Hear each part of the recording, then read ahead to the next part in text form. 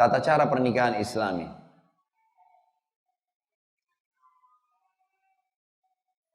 Setelah kita konsep ta'aruf tadi, kita sudah mau melangkah menikah, maka ada 5 hal yang Bapak Ibu harus tahu kalau mau menikah dengan cara Islam.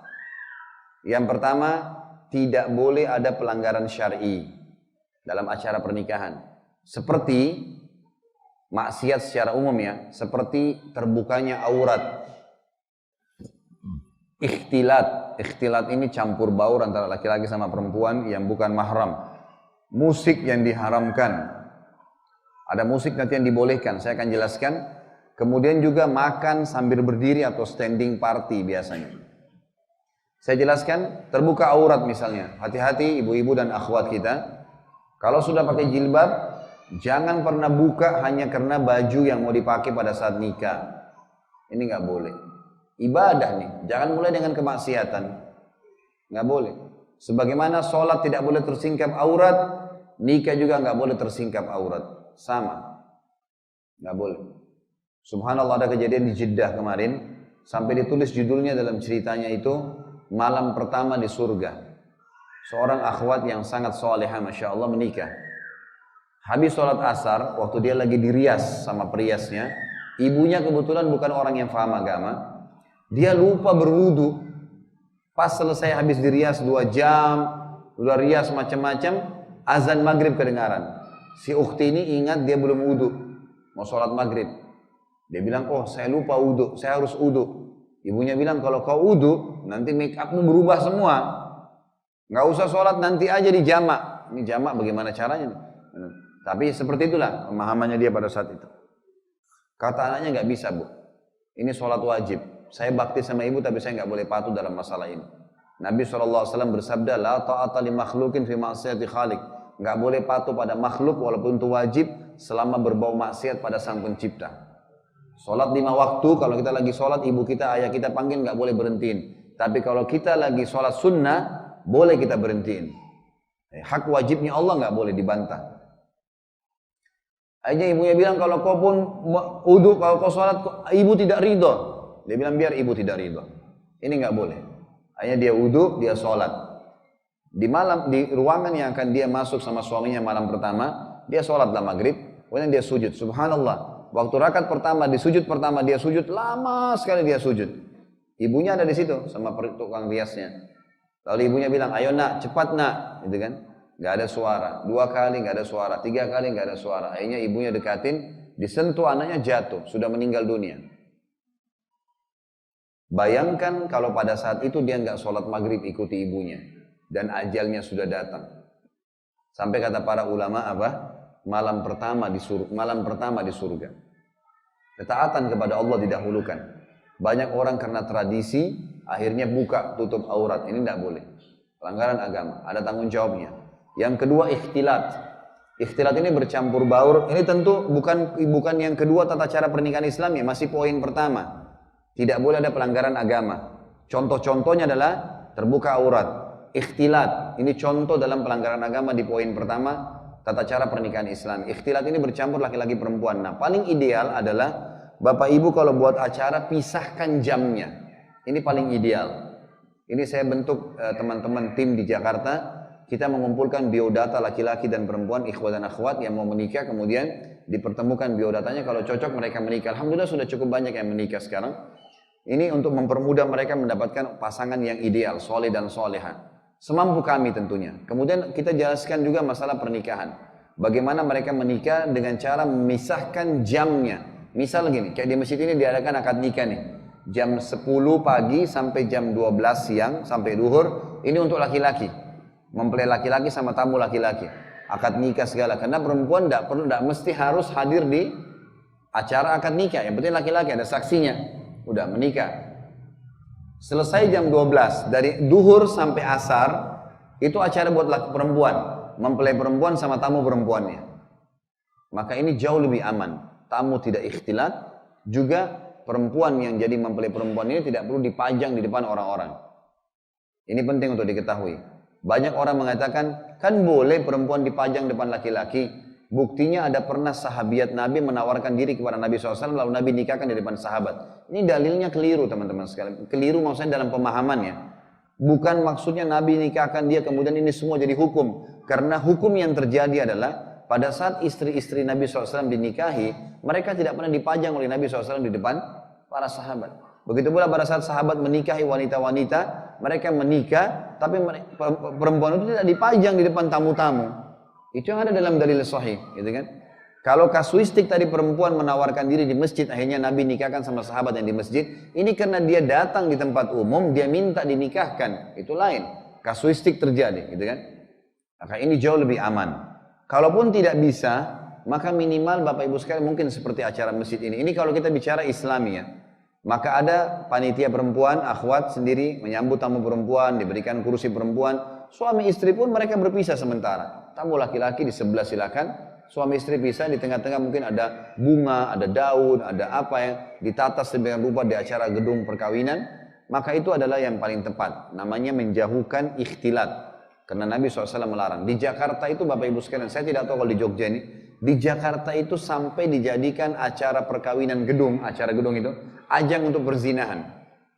Si perempuan keluar dengan dandanan yang luar biasa dan fitnahnya, si laki-laki juga keluar dengan gagahnya, lalu mereka kenalan, biasanya di hotel bintang 5 acara perkawinan, mereka janjian di kamar hotel atas berzina. Ini siapa yang juga dapat dosanya? Yang membuat acara nih. Kita punya andil, bagaimana ibadah dimulai dengan perzinahan? Bahaya nih. Kemudian juga yang masuk dalam ini maksiat adalah musik. Musik yang dibolehkan adalah gendang bagi kaum wanita. Ini yang disebutkan dalam hadis. Selain daripada ini tidak benar. Ini kalau kita bicara Islami. Bapak Ibu jangan mulai pernikahan dengan maksiat, didatangkan penyanyi jandut lah, penyanyi inilah, kelihatan auratnya semua laki-laki di situ tonton. Berapa banyak dosa yang kita panen nih. Ini nggak boleh. Tradisi ini harus dihilangkan karena Islam sudah datang menjelaskan.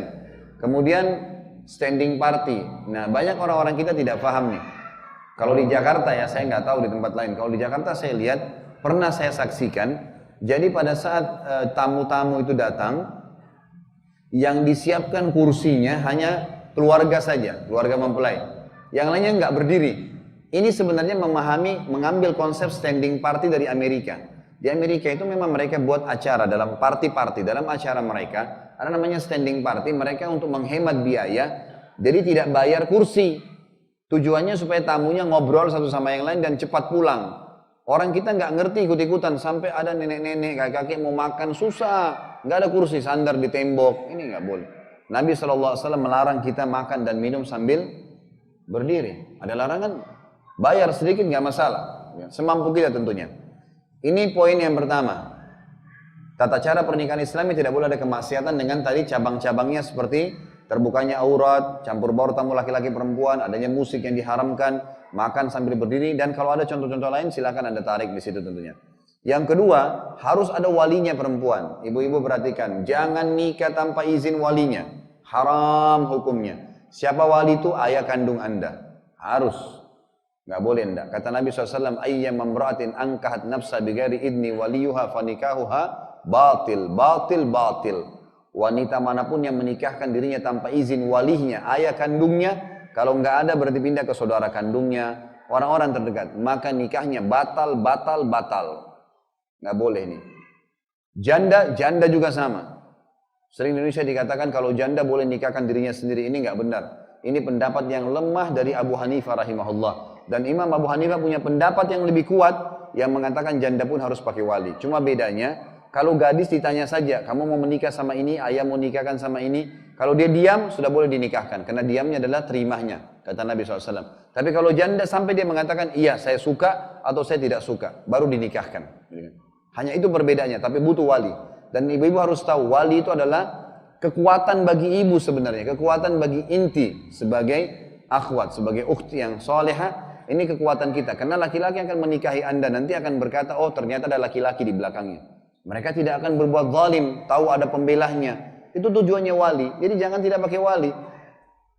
Ibu-ibu juga perlu garis bawahi satu hal, penting sekali. Dalam pernikahan anak Anda nanti, tidak ada keputusan di tangan perempuan. Ibu nggak punya keputusan di situ. Ayahnya. Ini enggak, suaminya nggak setuju, ya sudah terserah. Ibu yang betul ridho nak, nikah aja, nggak sah nikahnya, nggak boleh. Ini bukan wewenannya ibu di sini. Ini wewenannya siapa? Walinya, ayahnya. Letakkan hukum syar'i pada tempatnya. Ibu punya hak dari anak dibaktiin. Pelayanan nomor 1 ibu. Sahabat berkata, ya Rasulullah, siapa orang paling layak saya layani? Kata Nabi, ibumu. Siapa lagi? Ibumu. Siapa lagi? Ibumu. Siapa lagi? Yang keempat, ayahmu. Pelayanan. Kalau seorang anak, ibunya bilang, nak ambilin ibu air. Ayahnya juga bilang, nak ambilin ayah air. Siapa yang didahulukan? Ibunya. Tapi dalam izin keluar rumah, wali pernikahan, nisbat nama, nggak bisa kecuali ayah. Ini hukum syar'i. Penisbatan harus kepada ayahnya. Bahkan kata Nabi SAW, siapa yang benci ayahnya, dia telah kufur. Bahaya ini. Siapa yang menisbatkan diri ke Allah, melaknat orang yang menisbatkan diri kepada selain ayahnya. Ini nggak boleh sama sekali. Ibu-ibu tolong garis bawahi. Karena banyak terjadi begitu. Akhirnya rumah tangga anaknya jadi kacau, karena dianggap tidak sah secara syar'i, dan itu bisa jadi terjadi perzinahan. Harus hati-hati. Yang ketiga, adanya mahar. Wali tadi ada mahar. Dan ini wali, ayahnya ibu dan ayahnya akhwat kita, bisa ditarik kewalihannya kalau dia menolak seorang laki-laki yang soleh. Itu saja boleh. Dan walinya pindah kepada wali hakim, pemerintah. Di KUA sudah ada. Kalau dia nolak yang soleh dan dia mau anaknya nikah sama orang fasik, ahli maksiat, nah ini boleh ditarik kewalihannya. Tapi selain ini nggak boleh. Yang ketiga adanya mahar. Mahar itu adalah sesuatu yang diletakkan pada saat akad nikah lagi dikumandangkan. Dan ini makin sederhana, makin besar berkahnya. Yang keempat adanya 2 saksi yang terpercaya. Boleh dari siapa saja dari kaum muslimin, tapi 2 laki-laki. Kemudian yang kelima, diiklankan, dirayakan. Ini sesuai dengan sabda Nabi SAW kepada Abdurrahman bin Auf. Abdurrahman bin Auf menikah dengan seorang wanita Ansar, tapi beliau tidak mengundang orang, tidak merayakannya. Maka kata Nabi SAW, Nabi pun tidak tahu. SAW beliau mengatakan, aulim walau bisyat. Iklankan pernikahanmu hai Abdurrahman walaupun dengan seekor kambing saja. Semampumu tentunya. Jadi harus orang, minimal orang-orang yang terdekat tahu kalau ini menikah. Jadi kalau nanti dia gandengan sama istrinya, sama suaminya, dia tahu kalau ini pasangan halalnya. Harus disampaikan, tidak boleh sembunyi-sembunyi.